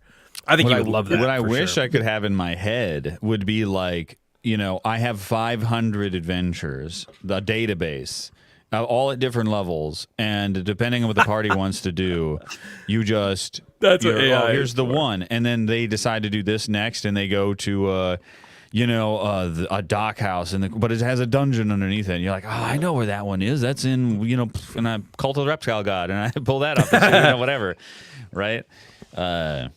It's funny, Joe says that's what AI is for. Just yesterday when we were creating our characters, I had the kids. I'm like, think of the backstory for your character. Why, where did you start and what led you to right now, right? Why are you, like Ben said to me, like, what made you want to be an adventurer? And so I kind of say that to the family now when they're making their characters. And Natalie was like, I don't know. She's like, I'm not creative. I have no idea what the hell a backstory is. And I was like, let me ask ChatGPT. And I did, and it wrote the greatest. It was like, I'm like, this is the coolest damn thing. And so she just copied that down. That's her backstory now. There we go. From ChatGPT. So that is what AI is for, exactly. But so, Dave, the topic of what we're trying to do today is how do you start? Like, how do you start as a dungeon master? Because this show is all about the beginner dungeon masters. Mm-hmm. How do you start playing? If you can think back to when you were new, it sounds like you kind of got like, hey, you're going to be the dungeon master. What did you do? How did you begin? Well, I can tell you that I think that answer is totally different for me now than it was back then. And what it is now is what Ben exactly said. Just jump in and do it. And I had a previous group that I was hemming and hawing about starting a game at one point. And one of my friends at the time said, like, you've been playing this game for a long time. Just do it. And I'm like, okay. You just got to get going. I found the biggest hurdles is always the logistic, just physically getting people together. And I like, pandemic aside, I prefer in-person. Okay. In real life playing. I mean, I've, as a player, played on the online games, and it's not the experience I want to do. So to me, it's like, it's scheduling. It's even online, it's still scheduling. You got, kids and sports, and you guys know all that. Oh yeah. But yeah. That's always the biggest hurdle. But once you have that down, then you're like, you got to pick your system. Of course, obviously we're mainly talking D&D, but, I think what you want to do is get an idea of who your players are. You need to know if, are they veterans? What are they expecting? Do you have new people? You kind of want to know what their expectations are. I always kind of send out an email or feel people out. I'm like, what are you wanting to get out of the game? Because some people are like, I want to go old school dungeon crawl and kill monsters. And then you have people that are like, oh, I'm glad to be out of the house, and I don't care what we do. Drink some beers and throw some dice, and you have. I want to eat chips and sit there, and that's fine. I will have fun. Yeah, and you. That's me in every situation. Right. I just want to eat chips and sit there. Then you have people that want to write the 16-page backstory of their character and come in costume. I don't have a lot of that, but and come up with the voices, and it's all about the performance and yep. So you got to figure out what kind of balance you're going to have, because I've almost always had a mix of group of that. I was going to do a voice for the RPG I'm playing with Ben and his friends. And then when we started playing, one of the players, his name is Phil, he's this Dragonborn. He started with an accent and then immediately he goes, no, I'm not going to be annoying and do an accent the whole time. And I was like, okay, I guess I'm not either then. I was like, that's it for me. I'm not doing that. Apparently that's uncouth. No way. You could have. Oh, after he said that. Sometimes you try to do an accent and then you get teased for it, and then like measles. You just went off. You guys went off the rails and started giggling like so a couple of schoolgirls. funny. He was like going to do an accent, and it turned out it was like the worst Australian. Why was it Australian? I don't know what the heck it was. It was really funny. But yeah, I like the performative aspect of it. I really do. But okay, so I like that you were kind of going through your steps of what you do. So you start with the players, and you're kind of like, what are you looking to get out of this game? And then where do you go next when you're starting? Like how do you decide after you got your players all figured out? Now what are you doing? Well, I think you got to kind of see, first of all, are you running a long-term campaign or just a short one-off adventure, or, a mini session, or like what I'm doing now is I'm kind of going to let the group decide if they're having fun with one game. I'm hoping to try some different systems and jump around in universes and systems for a while, but we'll see. Where it goes, I'm going to let the players kind of decide that, but you kind of have to have an idea of where the story's going to go. But you don't want to have too much of an idea because, there used to be this concept in gaming that there were basically two styles of adventures. There's sandbox, which is you just set up a world or, a region or something with cool things to do, and the party can choose what to do there. Or you do the railroad, which is, A, B, C, D, these things are going to happen. Yep. What's your preference, Dave? How do you like to run the game? I've found that if I try to do one, I have a significant number of the group that want to do the other. So I tried to do a total sandbox campaign once, and people were like, "We just want tell me what to do." Yeah, we want the breadcrumbs in front. So I try to do a balance. So I have a structure. I have things that are going to happen. I try to do sandboxy. When I start out, I adhere to this idea of take your typical fantasy game. Like you start in like a village or maybe a neighborhood in a fantasy city, but you want to go small and you want to give people time to meet the smith and you want them to meet the innkeeper or your typical fantasy characters, because I found that later on you can bring these people back into the story and it means something to the players. Mm-hmm. Like, let's say adventure one, you meet all these people in the village and then you go off to the goblin caves or whatever and have your adventures and come back. And then that becomes kind of the base for your party as they explore out or fight the Dark Lord or whatever the story is. But then, maybe later on they come back to the base and somebody has been captured, and it's not just a random person they don't know. This is the barmaid that has been serving them every time they come home from adventures. They interact with her every time. Now it matters. It matters more. So you want to take time to establish NPCs. Man, that's cool. Okay, I like that. I'm stealing that. And then try to find a way to work. Not all of them. Sometimes a random merchant on the road is a random merchant on the road, but you want to try, have people that, because stories, and I read a lot, particularly fantasy, stories are always about characters. Yeah. And you can go out and, yeah, exactly. You get attached to them and then it means something, like, why are we fighting the evil mage that lives in the tower there, just because he's evil and he's got cool treasure, or because, my friend, the blacksmith, is suffering because his son has been enslaved by the ogres that work for him. That means a lot more. And yes, your characters in your. Oh, that's cool. Yeah. Yes. I love that. So Dave, you settle on a system. You think about what your players want, and you think about how long the game's going to run to know like what kind of game you should run. Do you start this town, this center, this home base? Do you have a world that you always get people to play in? Or are you starting a whole new world each time? Or do you have off-the-shelf worlds that you like to play in, like Forgotten Realms or whatever? Or do you have like, no, this is Dave's world that I've been building for 40 years, and it has all these secrets in all these places that I've fleshed out? Like what do you normally do? I like starting new worlds. Okay. So if I'm going to make something, it's almost always going to be a new world or a new part of a world, or I have used off the shelf, but that tends to be more of a, like I said, the logistical nightmare where a bunch of my friends are like, we haven't played D&D so long, let's play something. And then I'm like, I don't have anything prepared. They're like, well, let's just use Forgotten Realms because everybody knows what that is. So that's... Oh, I see. Okay. I do that as more of like a one-off kind of, we're just going to run this module or something. Right. But if I'm going to get really invested and run like a long-term campaign, it's going to be in a world that I make. And here's the real thing is I usually create it as the game progresses. Like I said, I start with a village. And maybe I know a couple of nations that are nearby or some major forces in the world.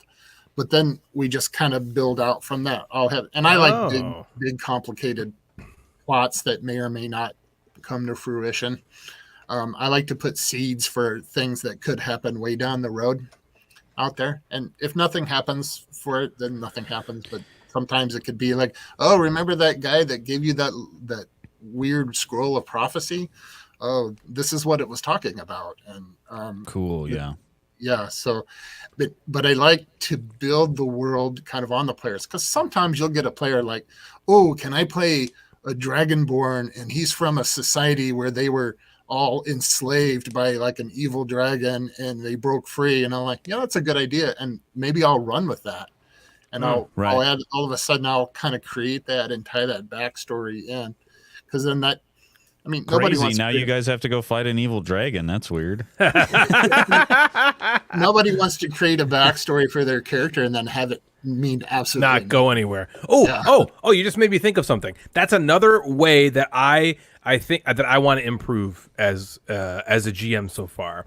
Cameron and the kids made characters for that RPG we were playing, right, in Tiny Dungeon. Mm-hmm. And the last session that we were in, Cameron asked me, he's like, hey, could the next time we play, could it be that we find the king who I'm a fallen knight from in his realm, and we have to stop him from rampaging or something?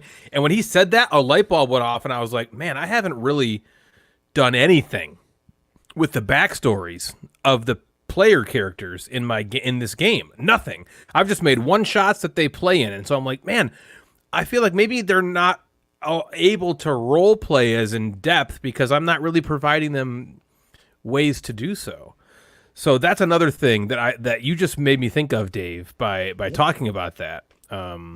So yes, thanks for that. I want to get that going too. Run with that. I mean, not everything that you're not going to be able to do everything they come up with either, but maybe it doesn't work. Maybe you have other plans, but yeah, definitely. I mean, that's the real advantage, I think, to just making a custom setting rather than say Forgotten Realms or something. And I always kind of felt like when I was playing in somebody else's world, like, the creator of Forgotten Realms at Greenwood or whatever, I always felt like that, well, I might get something wrong. And yeah, I mean, I've later learned that, yeah, I mean, it doesn't matter. You just do whatever you want. Yeah. Well, and the cool thing you're talking about playing off of characters' backstories, and if you're playing a longer campaign, is a lot of people are like, I'll write this backstory. That's like, this is who this person is. But really, that's who that person is at the snapshot at the start of the game. And if you can give them an opportunity to resolve something that was in their backstory that they never even knew they were going to have a chance to, like let's say they killed the dragon that tortured their Dragonborn clan for their entire life, who are they now that dragon is dead and they avenged him? Right now they're somebody else. Yeah, right? That's cool. Yeah, then I know. Now who am I? I don't know. I got to figure that out. Right. That's awesome. That's good advice. So, yeah. I felt like we wandered a little bit. So back to getting started. I mean, did I answer the question there? Or, totally, man. I definitely love just hearing someone else's method, because I don't know. I just kind of jumped in and made a story, and I was like, here, how about you guys playing this thing? And I can tell you some things I always do when starting a new game. Yes. In particular is I come up with like a list of names and traits, or because people are going to come up and you're never going to know, especially if you do something sandboxy, like let's say a village, you're never going to know whose door they're going to go knock on, right? Like, oh, I want to go to the third house down from the end and see who's there. And you don't want your DM saying, oh, it's Fred the farmer. You want your DM to say, like, oh no, that's Fadia the glassmaker, and he's got I'm going to show you in a second. That's glassy. He's got a scar over his left eye, and because people are going to remember that. Right? Yeah, that's much more descriptive. Yeah, that's the dude with the scar. So I remember that guy. That's the most important thing, is always have a list of names that you can just go to, because pull from. Oh, great! Yeah, because when you're on the spot and people are like, what's this goblin's name? You're like, Gluck. right? Yeah. You don't want you want to you look on your list and say, Douglas, Nebula or whatever. Frederick. It's Bob the Goblin. I have some cards. I got this at Gen Con a long time ago. They literally just have like names and traits and stuff cool. on them that you can just, because when you're at a loss, because that's a great piece of advice. And you it's have to be able to improv. Yeah. Right. It's so funny that you say that, because I'm always like, oh, I'll be able to come up with something, but in the moment, you can't. Right. And Douglas comes out. Right. And if you're running a module, nobody wants you to do this. Like, let me look. Oh, hold on. What was his name? I see. And I've done it. I mean, we've all done it. But man. See, you pull that. You're like, hold on, let me look it up while you're making it up, so that it looks like, no, that guy was always here. He must be in the module. I found his name. Yeah, there he is. Well, I always have a stack of index cards, and sometimes I will make it up. And they'll say, like, what's the guy's name? I'm like, oh, he's Bob the Goblin. And, I'm writing it down as I say it. And then if they interact to him, if they interact with, and that's a terrible example, but, let's say Ajax the Goblin, right? And if they interact with him, and let's say somebody flubs an interaction roll or something, I'm going to down here, I'm like, he hates Ryan. Don't they all? Yeah. I pull this note out, and I'm like, oh, I remember that. Oh, guy. that's a great idea. Oh, I want more tips like this. Do you have any more tips to share? That's all I want to know now. What are these cool tips you have? I know we're just going to sit here and listen to Dave. Yeah, I want the tips. I mean, I will say I do that because I'm not the most super organized person. I mean, I could come up with all this stuff ahead of time and write down the name, and I do that to some extent. But in the moment, I'm going to do that panic thing, like, oh, which sheet of paper did I put that on? That's all I want. I just want the tip. Just the tip. I heard that. But multiple. I want multiple tips. Everybody, give me your tips. Everywhere. Yeah, give me your tip, everybody. But, I mean, okay. Improv skills are in. Some games require more improv than others. All right. Some game systems, or like the one I'm running now for Ryan Numenera, that the game, the reason why I like it so much is it's so easy to improv, but that's a mechanical issue. Yeah. With those GM opportunities? Well, that's part of it, but in that game, ultimately everything in that game just has a level, and a level translates into a number you need to roll. Right. To achieve it. Right. So if somebody, like, how hard is it to do something? Just say, oh, it's a level 3, which means you need to roll a 9. That's and that's everything in the game, whether it be a wall or a mountain to climb or somebody. Right. All has a level. I'm not going to get into particulars of the system, but when I was getting the group together, and like I said, I was dealing more with the logistics of getting people together. I'm like, I didn't want to spend the time creating or picking from my huge shelf of shame of role-playing games and supplement books. I'm like, I'll just run this system, because absolute worst case, I can just improvise it. And I mean, I have prep, and I do more than that, but I know worst case, if something happens and my kids get sick or whatever, and I don't have time to prep and people show up at the house, I can still play that game. Yeah. Okay. Yeah, that's cool to have in your back pocket for sure. Yeah, that's why I started with that one. I mean, there's other systems that do require more work, but. What's your prep look like, Dave? And not necessarily like, well, I mean, you can get as detailed as you'd like, but I'm just like, how much prep do you do for a game session?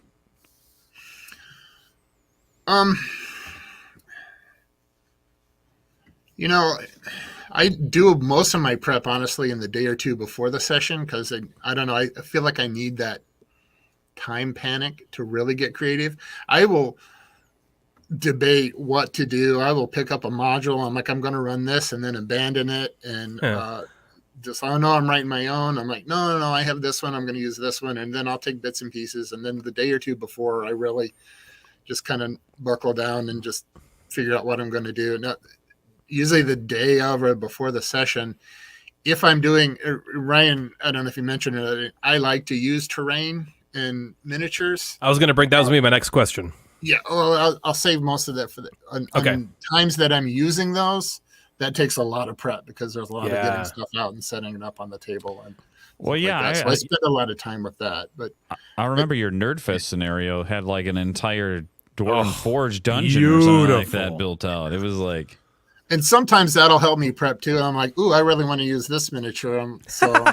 Yeah, I'm gonna find a way to throw that in. Yeah, and I literally changed the boss for that encounter because I had a cooler miniature. Yeah, but so like I guess directly leading into that then is what I was going to ask is, does your approach differ? If you have new players, let's say, is theater of the mind something that you advocate for something new, or do you find that new players are more into the concrete, real grid-based, sweeping big, realistic set pieces kind of thing? What do you think about that? And then what's your preference for those? There's a mix. Some people like the concrete, I want to see where we are, and some people more like the story. That's I went to a college that was mostly engineering student. Those people they want to see the grid, they want to know the distances and all that. But you meet some more people that are more like theater minded, and it's more about just descriptions and there's a balance. And then I found even with using the miniatures, I don't use them all the time. I want to use them for those key moments or those times when you really want to get down and be, interact with what's going on. And then even when I do that, I will always say that these are just representative. This isn't so I've also dabbled in war games, and in war games you have a rule called WYSIWYG, which is what you see is what you get. Like if you go to a Warhammer tournament and you put a guy out there and he has a certain model of gun on it, that's what that particular model has. Okay. Whereas in D&D and back when I first started playing, miniatures there weren't very many, right? There were a few lead-based character miniatures, and we would play we would have our character miniatures, and I'd have like 20 miniatures, and I didn't have all character classes, so sometimes I'm like, I don't have a gnome, so just use that dwarf, right? And then for monsters, I didn't really have anything, and I literally for many years be like, there would be scenarios that would be like, okay, these pennies are goblins, the nickels are orcs. Oh, that's cool. Ogre is a quarter, and this red D4 is the evil wizard. I love that, actually. Coin-based RPG. Yeah, or just whatever. I mean, like, we have a bunch of fairies. Here's a bunch of M&Ms, or whatever. Don't eat the goblins. Or whatever. Yeah. But these days there's a lot more miniatures and terrain pieces and stuff and there are.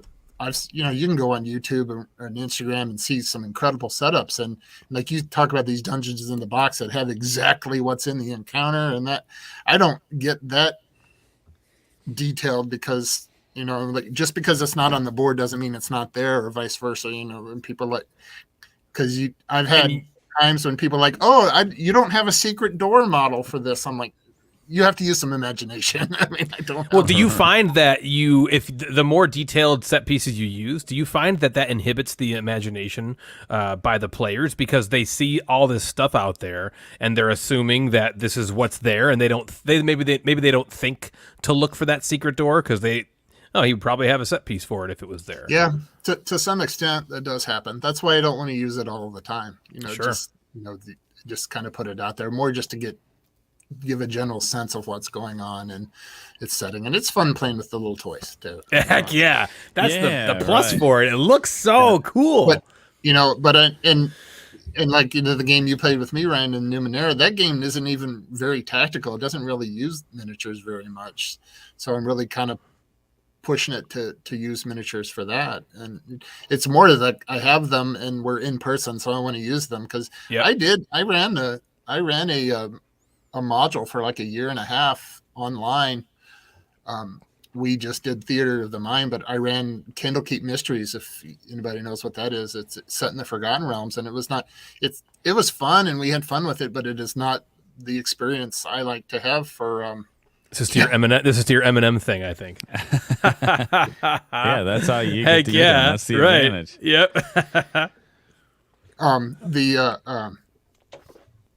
Sorry, and that was fun, but I'm just sitting there at a computer, and I throw up images on a slideshow and stuff, and we did Theater of the Mind because I didn't. Once I started looking into Roll20 and stuff like that, I just didn't want to put the work in to learn the interface, and set all that to do all the computer homework basically and then also learn and run the module. And I just said, can we just do Theater of the Mind? And I was playing online with some people I played with years ago, and they're like, yeah, that's fine. And that worked out. But then when, things got to where we could start doing stuff in person again, and during that time period, we moved to a bigger house, and I kind of have been setting up the game room I always wanted, but never really had the space for it. And I'm like, I want people to come here and use my big table with all the terrain I've been collecting. And use all the stuff. But I will also say that is a lot of work. And when you guys go home and I'm looking at all these boxes of models that need to be put away, I got to put them away. Put stuff away, and I'm like, sometimes just throwing out a marker mat and drawing a circle on there, and that's good. Let us imagine it, and that's all you need. Well, and I think, Ryan, you bring up like something that I maybe hadn't considered as much is that the more fun you have making it look like it is, the less the players start to ask what else is here. Like once you're all the way into terrain and minis, you're like, okay, I can see what's happening. Right. Instead of being like, yeah, but there's actually a table here, and there's a chandelier, and there's another person over here that I didn't put the mini out for. Yeah, maybe you lose discovery. It's almost you have to be like, hey guys, don't forget to ask questions. This is just a representation of the space. Well, and if you can imagine back in back when I'm running AD&D first edition back in the 80s, like, there's a bunch of us like 13, 14-year-olds sitting around. We would get into arguments saying like, wait a minute, I was behind the goblin, not in front of him, and no, I'm closer than you are. So you pull out the map just to like, okay, look, guys, here's where you are. Yeah, just because it turns into a he said, she said, and like, for sure. No, I was more than 50 feet away. He couldn't have possibly hit me with that spell. That's kind of where it came from. But and I totally find that like if you want to do really good Theater of the Mind combat, then you got to be a really good dungeon master, because you got to keep track of where everybody is, and you have to tell everybody, and you have to say it in a way that they understand. And I find I was like, yeah, when I go to DM, I'm going to do some Theater of the Mind and some on the table, because I like that mix. As a player, I liked that mix, because a lot of times you get into a combat with a couple of guys, it's like one of those ones that's just supposed to like, there was guys in here. It's just to drain your resources, or they were there. It makes sense that they were there. And let's just Theater of the Mind it or whatever.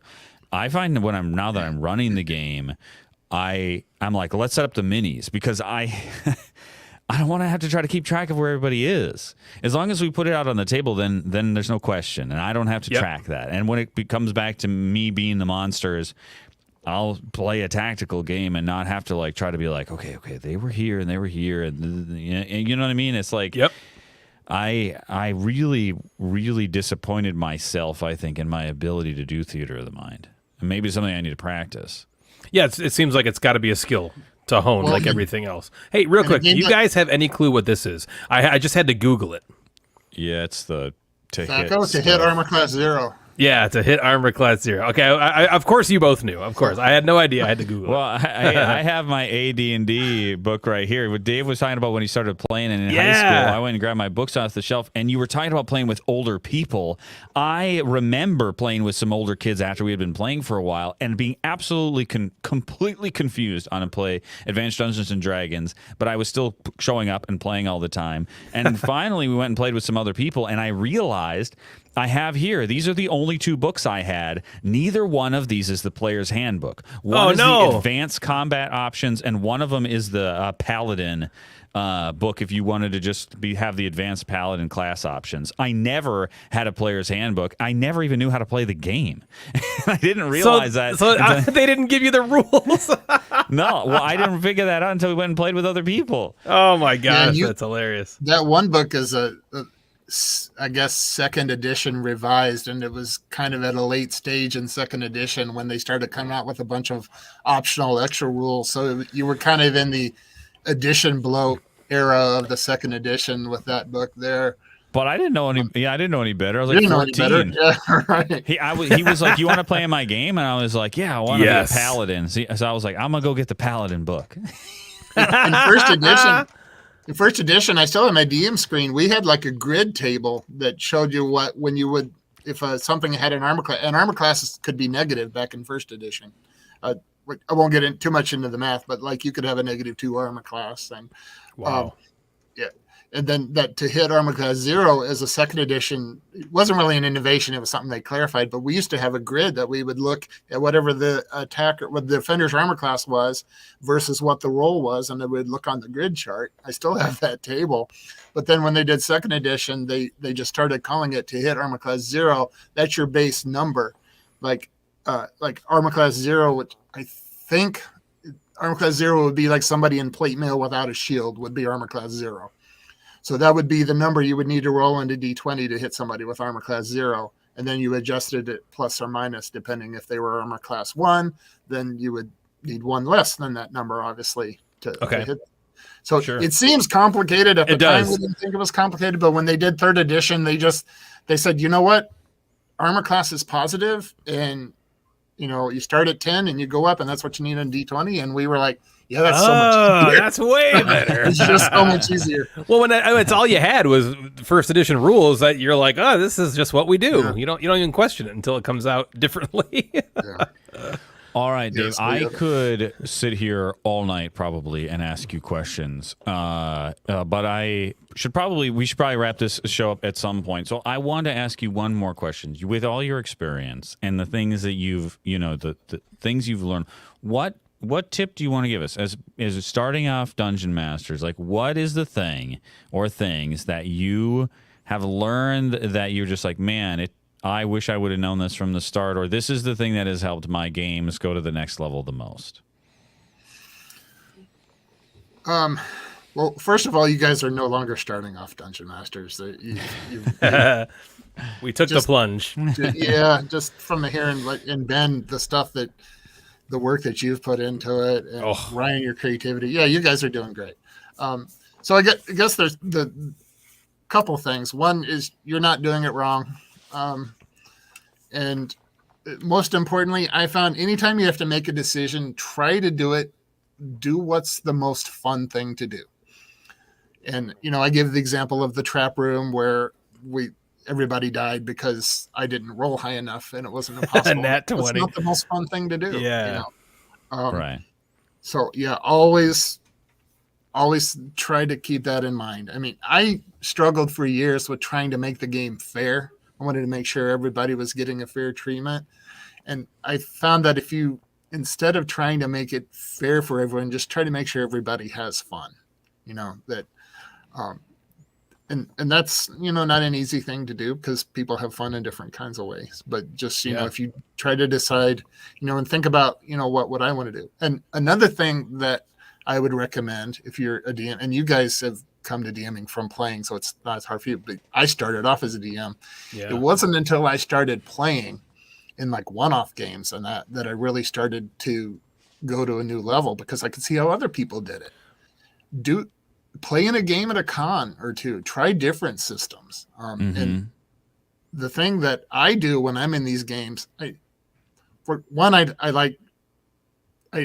DMing most of the time, but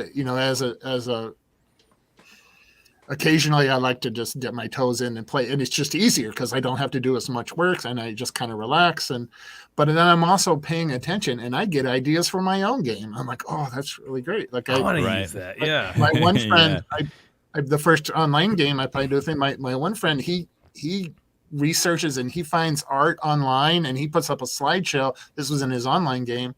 Anytime we encountered an NPC, and I'm like, that's a great idea. So now I go out and find art images, and I have a TV close to my gaming table, and I just stream it from my iPad. I just stream images, and I'm like, oh, he looks kind of like that guy.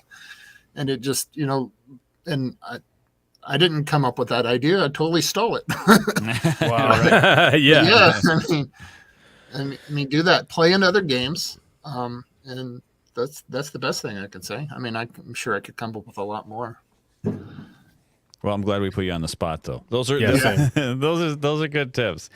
Well, Dave, I mean, I really appreciate you taking the time coming on the show. It's been a real treat to have somebody with your level of experience sort of like walk us through your journey being a dungeon master, and I really liked hearing what you do when somebody says, hey, I want to play in your game. Where do you start? You start with, what do the players want to do?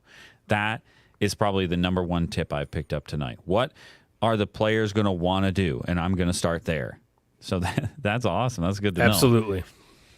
Heck yeah, man. Hope you had a good time. We definitely did. Yeah. So I hope I answered your questions. I tend to ramble. Absolutely. Rambling is preferred. We love rambling. It's totally fun. That's why we do a podcast, because we can't help but ramble. That's all we want to do is ramble. And speaking of podcasts, if you want some more Date Night Dice podcasts, you can always check out this feed, listen to the Date Night Thrice podcast or our D-List movie reviews. I also highly recommend you go over and check out the Gamecasters podcast if you want to listen to some actual board game content. So until next time, from everybody here talking about D&D, from Ben, Ryan, and thank you, Dave, we will see you next time on Session 0. Good night, everybody.